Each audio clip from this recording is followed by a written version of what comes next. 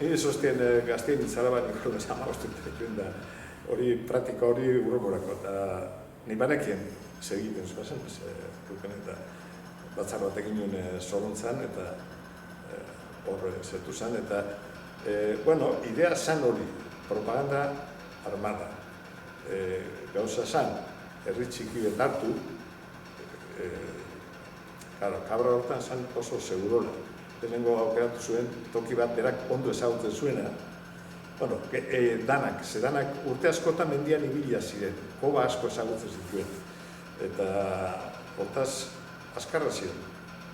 Eta ezazute, bueno, hau herria, zer, hemen, komunazio militar, operazio militar bat, herria hartuko du, ez sorprenditzeko zer egin badu, telefono linea, kendu, komunikazioa aislatu, herria aislatu, kanpotik barruantza.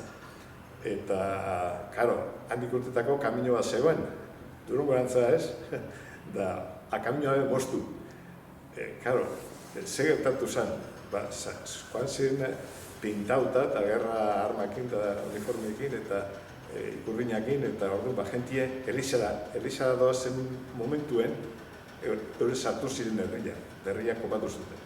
Eta, karo, Elizatik urten zuenien, arkitu zuenien, udaletxean ikurriña, jente armatua, pintatua, eta jente hanrea zinen izen zen lehenko bildurra.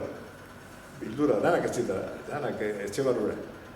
Baina, konturatu ziren, tipo bat, etxe Elizatik urten da gero, ostetik hartu zeula motor bat, eta motorrakin joan zala kamiotik Durungorantza.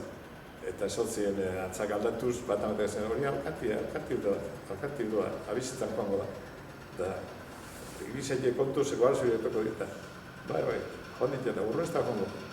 Eta, klaro, handik kilometro batera gertatu zaion, motorra pintxatu egin ziren erruedak, ze egun zen motatorra txitxeta batzuk beti zutunik egiten zeanak, eta erruedak pintxau egiten zituen.